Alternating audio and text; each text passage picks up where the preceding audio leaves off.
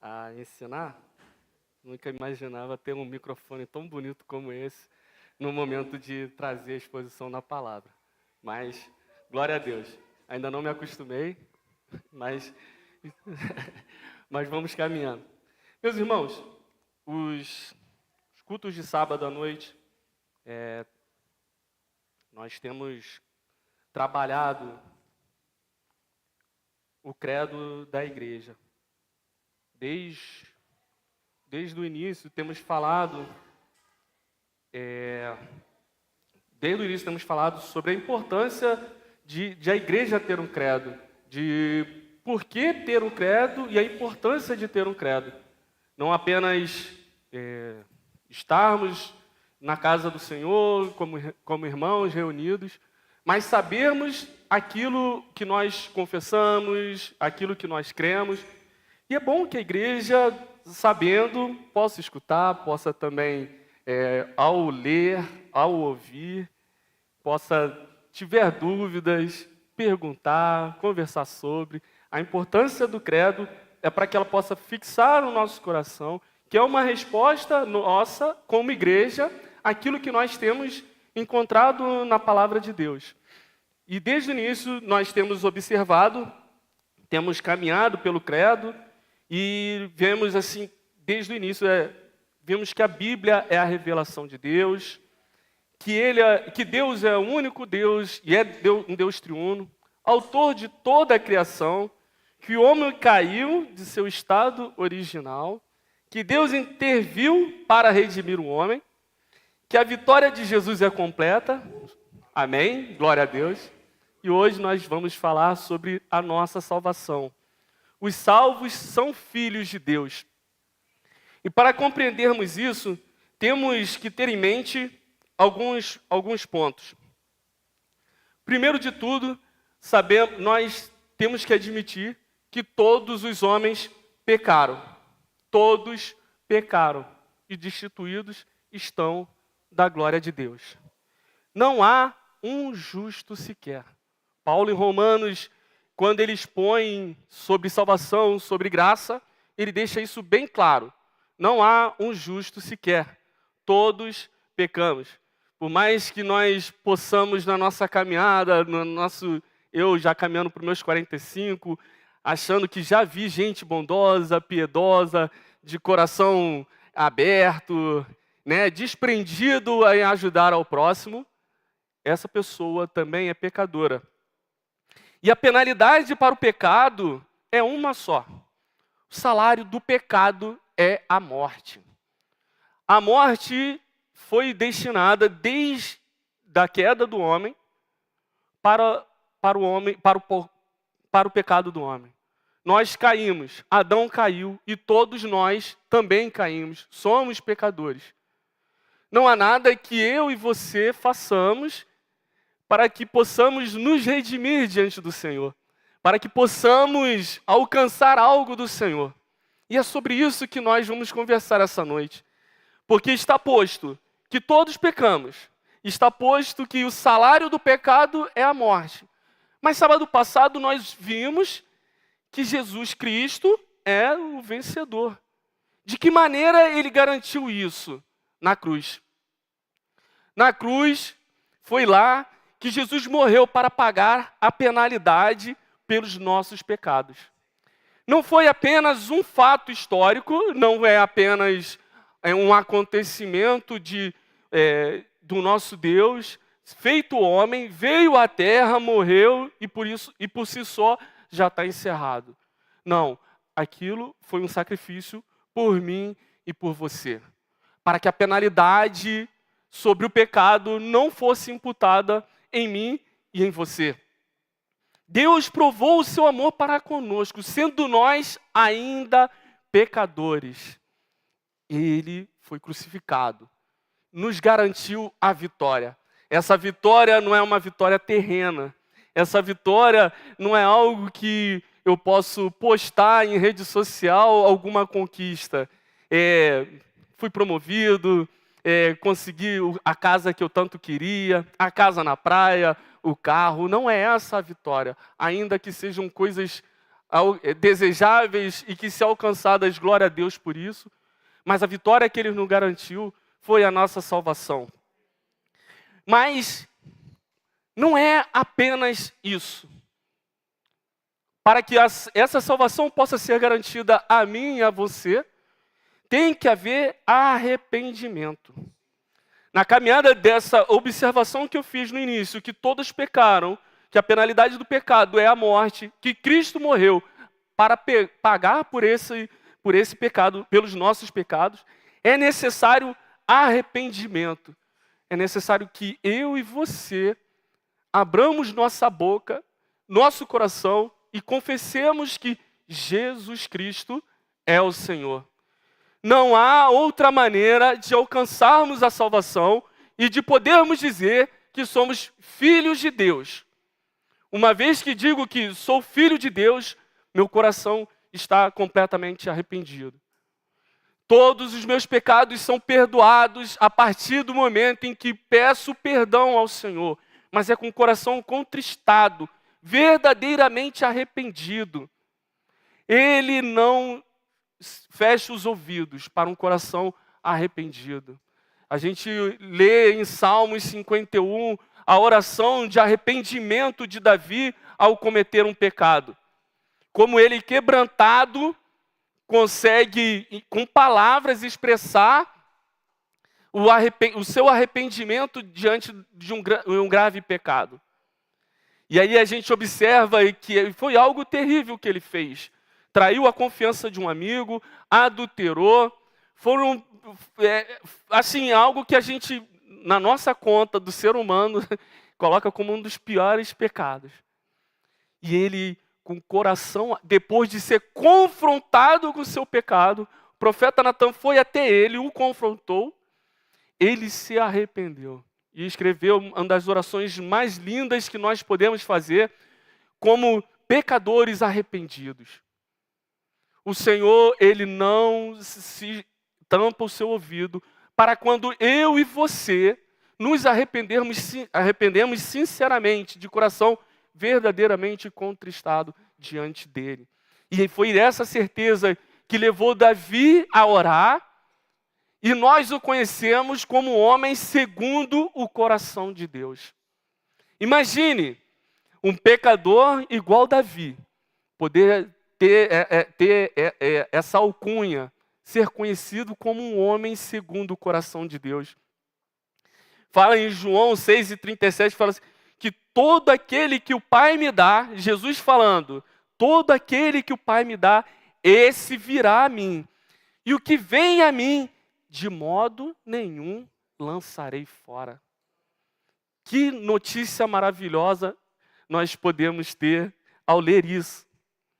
Nós confessamos que o Senhor é Salvador, que o Senhor é nosso Senhor, que Ele é o nosso Deus e que nós somos filhos de Deus. Nós nos arrependemos dos nossos pecados. E aqui diz que de modo nenhum lançarei fora aquele que se arrepende.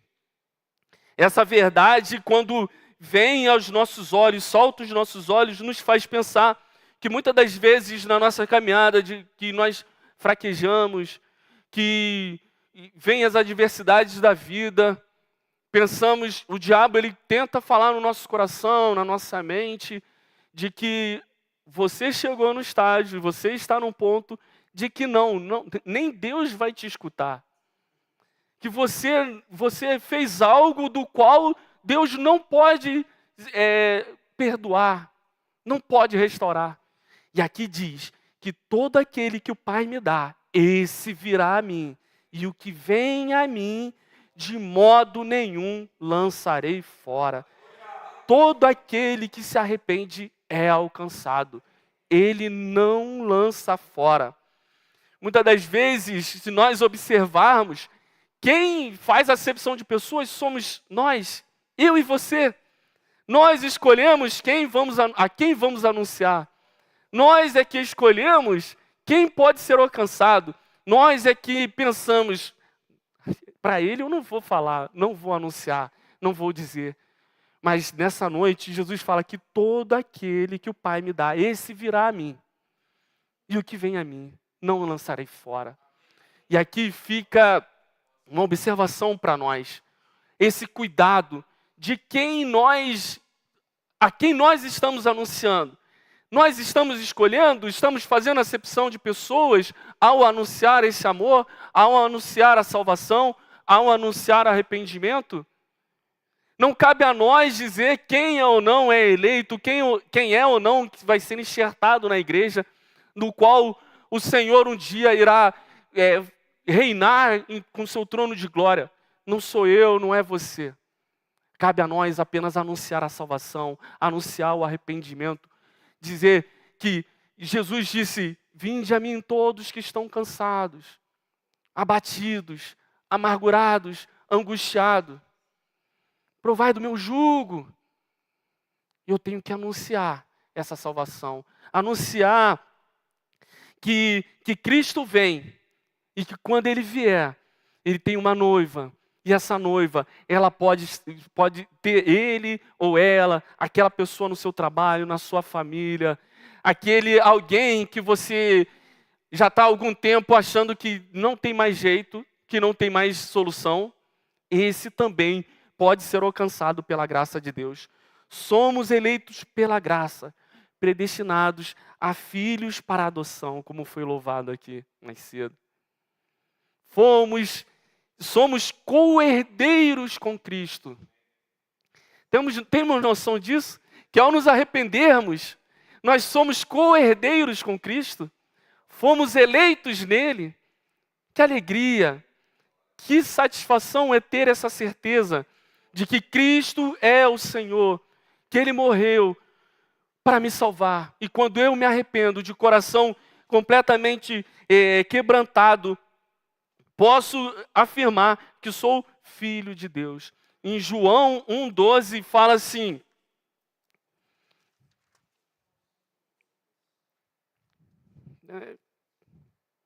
bem pequenininha a letra. Contudo, aos que receberam, aos que creram em seu nome, deu-lhes o direito de se tornarem filhos de Deus. Se tornarem filhos de Deus. Que maravilha! Que certeza é essa que eu posso ter de afirmar que sou filho de Deus? Uma vez alcançado pela graça, somos inseridos no corpo de Cristo. Somos justificados. Deus responde a essa fé ao considerar perdoados os pecados e atribui a nós a justiça de Cristo. Porque foi Ele que foi crucificado por mim. Foi crucificado pelos meus pecados. Quem era para estar lá, era eu. Ele pagou um alto preço pela minha vida. Ele tirou-me da ira de Deus. E agora eu posso me achegar justificado diante de Deus. Porque o ato sacrificial de Cristo, perfeito, que teve aquela, lá em Abraão com Isaac, mostrando que o sacrifício perfeito ainda haveria de acontecer. Jesus Cristo, o sacrifício perfeito, justificando a mim e a você. Quando eu me arrependo, ele diz que Ele é fiel e justo para nos perdoar os pecados e nos purificar de toda a injustiça. Isso é algo que deve arder em nosso coração. Essa é uma verdade que deve estar sempre em nós. Que o diabo, quando ele vem com seta, com mentiras, querendo nos afirmar que, olha, isso Deus não perdoa, isso nem Deus perdoa. Às vezes nós, com nossa própria justiça, olhando o noticiário, olhando as notícias do mundo, eu sei, tão terríveis, são misérias, são coisas tristes, mas eu tenho uma notícia: Deus também, se aquela pessoa ouve, se arrepende, alcança também salvação. Não há pessoa que não possa ser alcançada pela graça de Deus. Não há pessoa que não possa ser remida por esse sangue. O sacrifício de Jesus foi perfeito para todos. Ele foi para todos. Essa justificação não foi para uma pessoa, não foi para um grupo seleto, não foi para A ou para B. para branco ou para preto, para rico ou para pobre, para homem ou para mulher. Foi para todos. E essa é uma certeza que tem que arder em nossos corações. Que o sacrifício de Jesus foi por mim e foi por você. Na nossa caminhada difícil, de luta, temos as nossas muitas dificuldades, mas é esse Cristo vencedor que nos garantiu a vitória. A justificação, a não condenação para quem está em Cristo é maravilhosa. Que o diabo ele pode vir te acusar, mas você está em Cristo, meu irmão. Você já se colocou diante do Senhor expondo a sua fraqueza? Você já se colocou diante do Senhor dizendo da sua vulnerabilidade? Dizendo o quão pequeno você é, o quão necessário cada vez mais da graça você precisa? Todo dia se faz necessário que eu rogue pela graça do Senhor. Senhor, tem misericórdia de mim. Tem misericórdia do Senhor, eu necessito da sua graça, do seu amor infinito, do seu amor insondável, da sua alegria, da sua paz. Mesmo no meio do caos, mesmo no meio da dificuldade. Se entregar nessa vulnerabilidade diante do Senhor, mas é uma vulnerabilidade sincera. Se rasgando diante do Senhor, rasgando suas vestes, não é literal, mas se expondo diante do Senhor. Deixando de lado o seu ego, deixando de lado a sua autossuficiência. Muitas das vezes a gente quer, com nossas próprias forças, com nosso conhecimento, intelecto.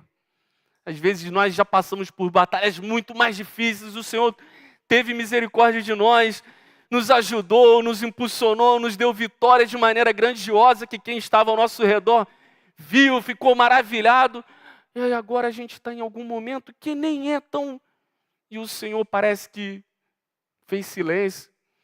Aí a gente começa a duvidar. Começa a se entristecer.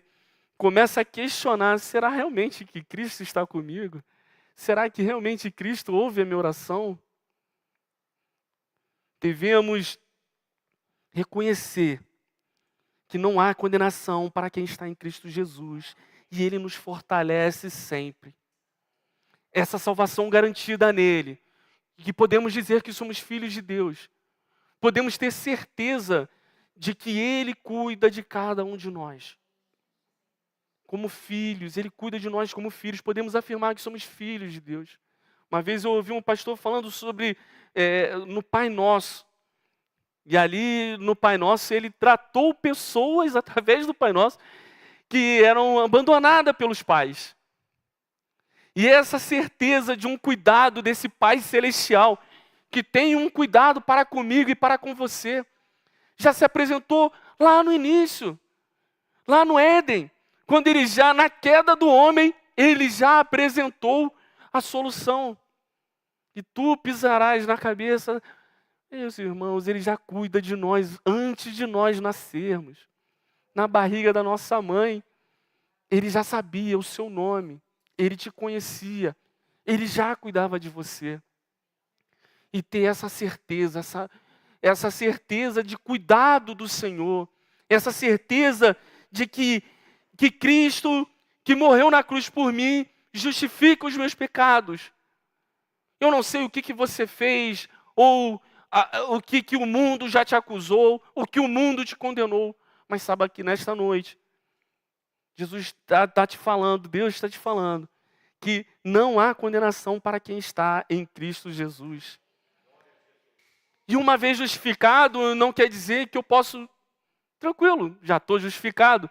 O Eliseu falou que já estou salvo, o Senhor cuida de mim e vai me fazer prosperar. Vamos lá, vamos com cuidado. Isso é um caminho, agora é um processo. E falar sobre processo hoje em dia é quase mensagem coach. Mas esquece a mensagem coach. Mas realmente é um processo, porque é uma caminhada. A santificação é uma caminhada, é um processo. Desde o momento em que eu confesso ao meu Senhor que sou pecador e necessito da graça, a partir dali, a partir da regeneração, até o momento em que Cristo voltar para levar a sua igreja, ou para reinar, melhor dizendo, com a sua igreja. Eu nem li aqui João 6, 39 e 40, mas vamos ler. Todo esse trajeto, toda essa caminhada, isso é um processo do cuidado que Deus tem comigo e eu tenho que responder ao Senhor, que é santificação. Não é algo de agarra, como falamos no gíria de quartel. Não é de agarra.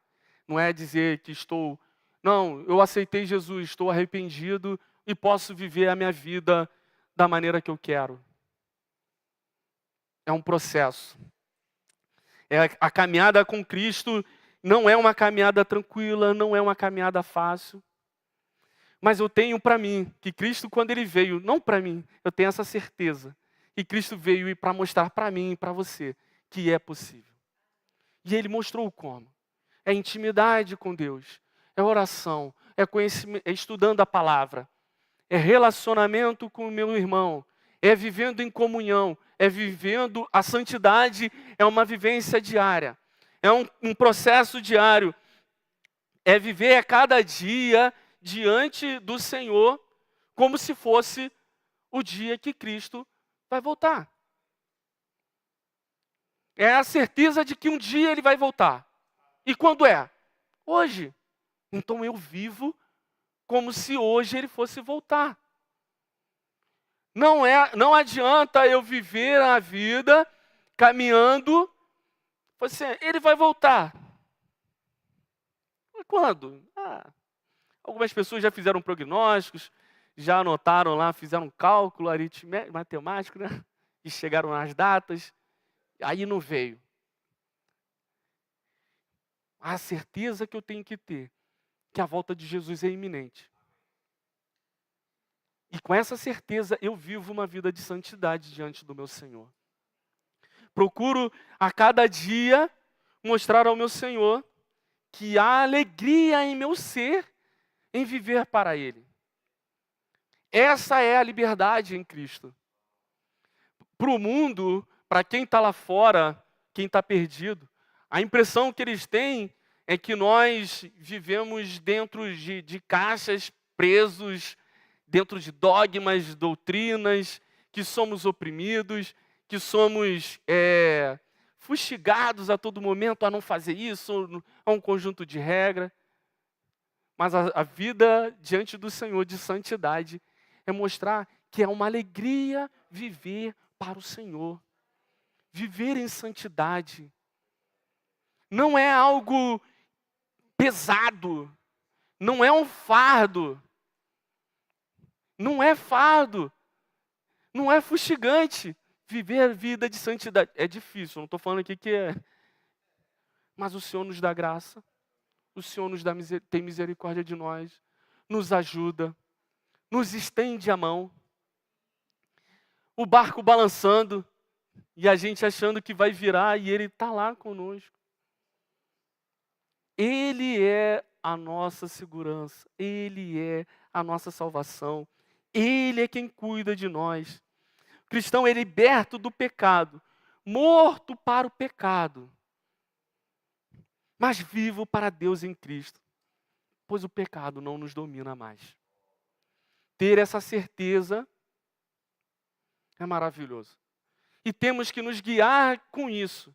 Como se Cristo fosse voltar hoje. Não é amanhã, não é quem sabe, não, é voltar hoje. A gente cumprimenta uns aos outros, fala até amanhã. Amanhã é o culto do domingo de amanhã, vamos na celebração, ceia. Mas o hoje também pode acontecer de Cristo voltar, levar a sua igreja. Transformar todas as coisas, restaurar. Essa é uma certeza que tem que reinar em nossos corações todos os dias. E a santificação é um processo. É um processo que nunca está completamente concluído. Nunca eu vou poder falar que estou completamente... Não, é aquela capa de espiritualidade, visto roupa até aqui, não falo isso, não faço aquilo, não bebo, não... Se afirmamos que estamos sem pecado, enganamos-nos a nós mesmos.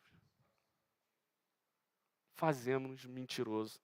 A oração do Pai Nosso fala assim: perdoa os nossos pecados. Olha que interessante. O próprio Senhor Jesus fala que a oração que deve ser feita, fala assim: Pai, perdoa os nossos pecados. Então ele está afirmando que mesmo em meio a lutas, e mesmo com ele, andando com ele, eu e você pecaremos. Mas ele cuida de nós. Nós temos que ter o coração arrependido. Perdoa os nossos pecados, Senhor. Essa tem que ser uma oração diária, porque é um processo, até o dia quando será completo. Quando o nosso corpo humilhado será um corpo glorioso, como o de Cristo. Mas até lá, é todo dia pedindo ao Senhor: tem misericórdia, cuida de mim, me ajuda na minha caminhada, me ajuda no trabalho, me ajuda em casa, me ajuda na minha família, nas minhas atividades, nos meus estudos. Essa é uma oração que deve ser feita a todo momento. Porque a certeza de salvação não nos exime de viver vida de santidade. Não nos exime de mostrar ao mundo que somos transformados. E transformação não é... Eu já vivia em festa, agora não estou mais em festa, não falo com mais ninguém. Não tenho mais contato com ninguém. A evidência de uma transformação após a salvação é demonstrada, como fala lá em Gálatas 5, 22 e 23, quando fala assim, olha, e esse aqui é muito bom. Mas o fruto do Espírito é amor, alegria, paz, paciência, amabilidade, bondade, fidelidade, mansidão e domínio próprio. Contra essas coisas não há lei. Uma coisa que eu ouvi já há muitos anos, as pessoas não devem nem saber a referência, mas era o cristão Gabriela, não sei os mais antigos, que eu sou assim, eu vivi assim, eu vou continuar assim. Aí o crente, não, mas é que eu sou assim. Não, você é assim, mas Cristo te transformou. Agora você está no corpo de Cristo. Ele te molda através do seu jeito de ser. Ele vai te usar, mas você não continua mais como era antigamente. Você agora é transformado. Você não é mais o mesmo. Você agora é filho de Deus. Você reflete a glória de Cristo. E refletir a glória de Cristo, isso sim é pesado. Eu lembro que quando eu entrei para a Marinha, encontrei alguém que serviu com meu pai. Aí ele olhou meu nome e falou: você é filho do suboficial? Acho que se minha mãe estiver escutando, ela sabe dessa história. Você é o nome do suboficial? Você é filho do suboficial? Eu falei assim: sou. Eu falei assim: cuidado, hein? Esse nome é de responsabilidade. E aquilo foi um peso para mim. Eu não queria nem continuar na Marinha. Eu falei assim: eu já tenho que ter um peso nessa nas costas. E aí, quando você se apresenta como cristão, às vezes você não fala, mas as pessoas reconhecem. E eu ouvi alguém falar que nós somos o 5º evangelho. Que as pessoas, antes de ler sobre Jesus, elas vão ver Jesus na minha e na sua vida. E como é isso? E como que é isso? Muitos estão falando aí, eu sou cristão, mas e aí? O seu testemunho está falando na sua frente do que quando você vai anunciar? Sei que essa semana teve um rebuliço aí por conta de algo. Eu entendo que o mundo vai atacar, o pessoal ficou injuriado.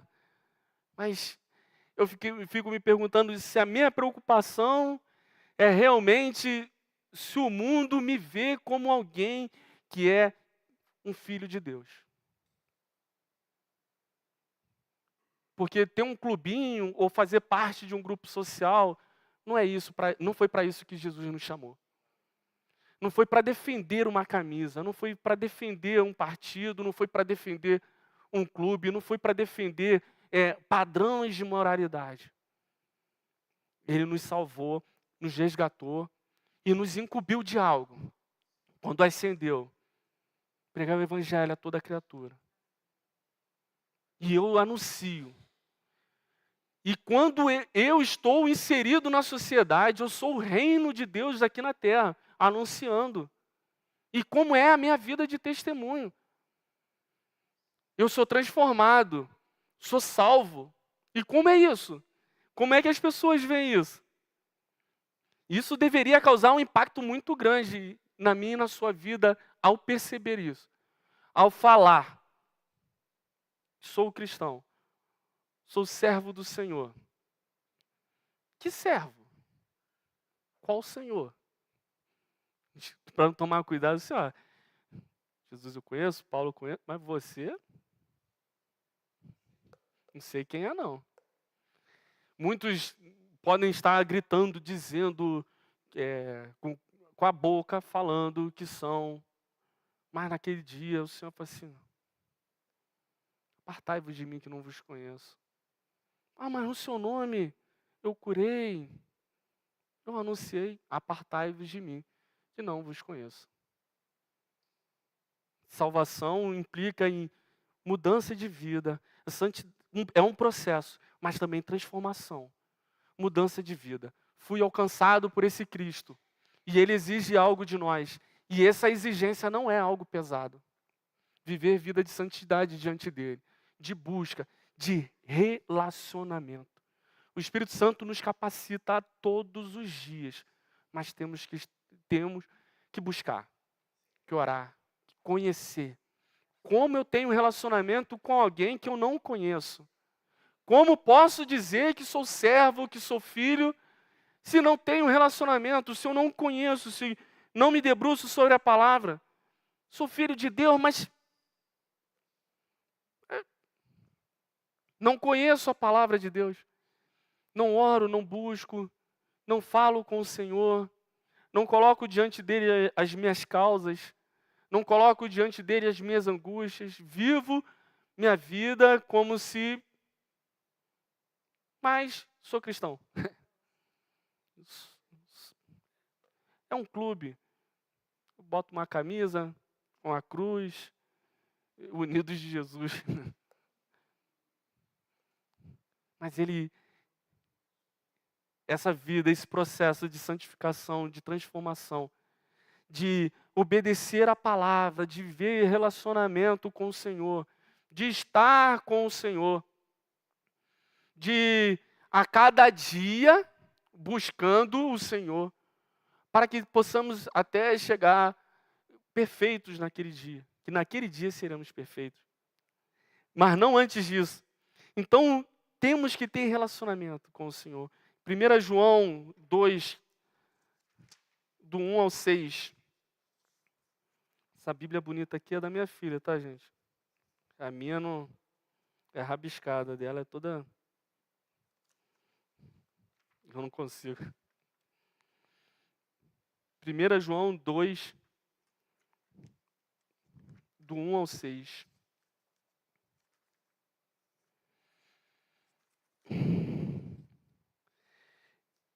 Meus filhinhos, escrevo-lhes estas coisas para que vocês não pequem. Se, porém, alguém pecar, temos um intercessor junto ao Pai, Jesus Cristo, o justo. Ele é a propiciação pelos nossos pecados. E não somente pelos nossos, mas também pelos pecados de todo o mundo.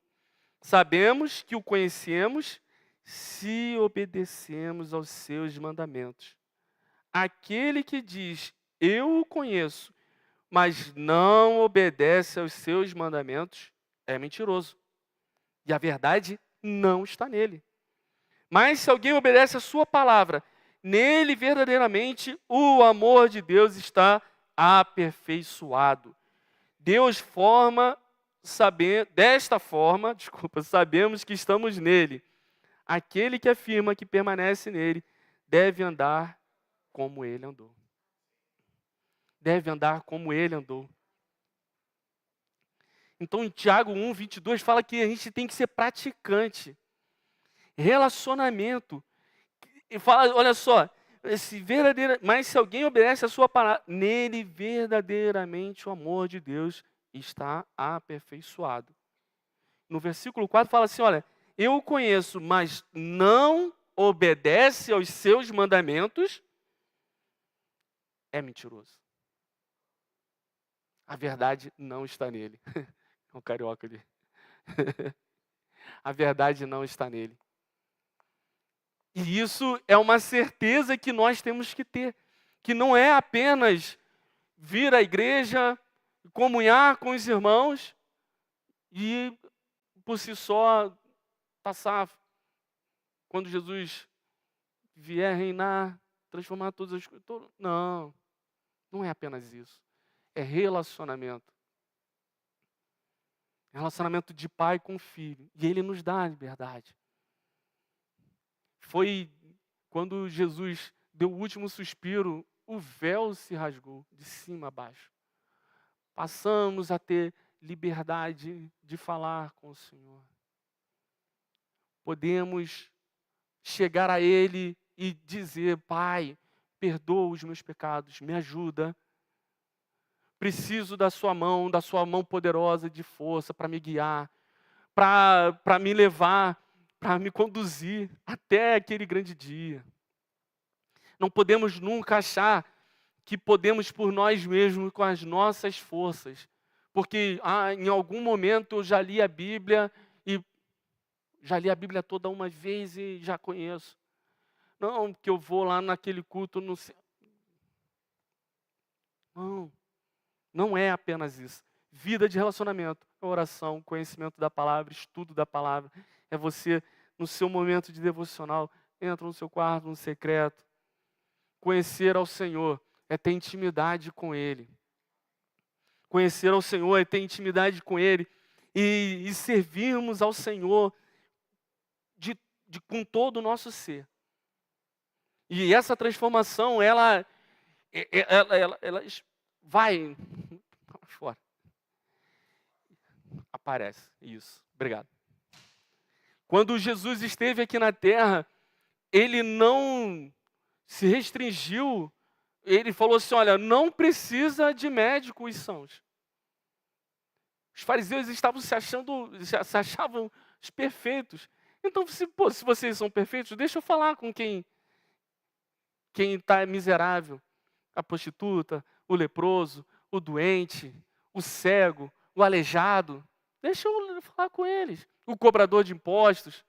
É com ele que eu quero falar.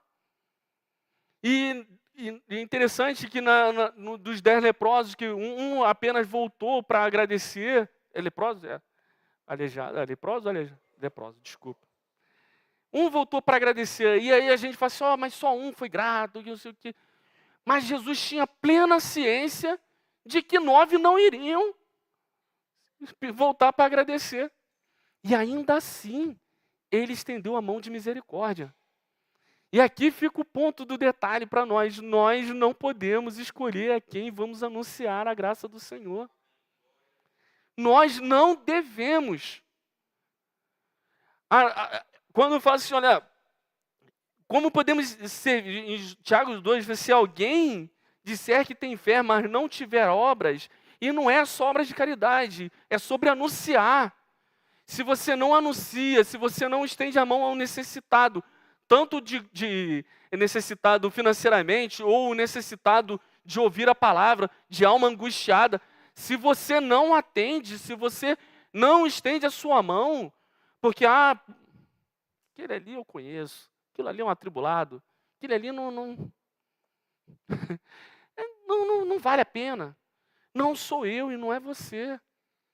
O Senhor Jesus ainda assim curou os 10 leprosos. Ainda assim curou os 10. Ele sabia que só um iria voltar. Poderia ter curado aquele um, mas ele curou os 10. E aí a gente, na nossa justiça humana, na nossa justiça, no nosso intelecto, naquilo que nós nos formamos, com base no nosso conhecimento, achamos que A ou B não pode. Uma vez eu fui confrontado por um mendigo, coitado. Eu conheci ele ali da Praça 15, ali do centro do Rio.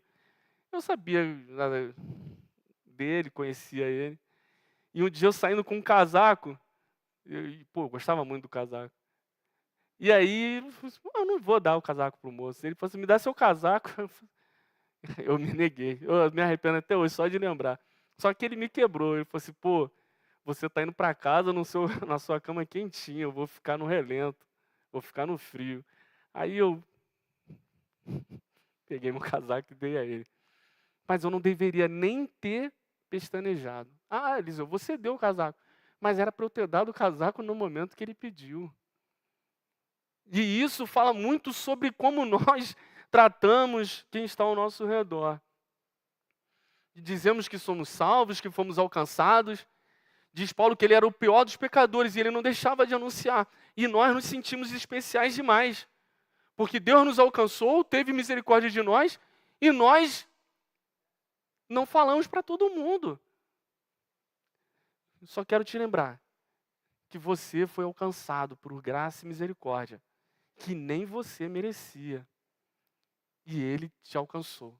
Quando você se arrependeu, ele te salvou. Então cabe a nós anunciar a todos. Não devemos nos calar. A salvação, ela nos garante vida eterna com Deus um dia. Mas Ele quer que nós anunciemos. A salvação exige transformação. É mudança. Mudança de entendimento, de conhecimento daquilo que eu era e do que eu sou agora. Porque nós agora espelhamos a Cristo. Nós refletimos a glória de Cristo. E essa glória precisa ser anunciada. O mundo tem que ver.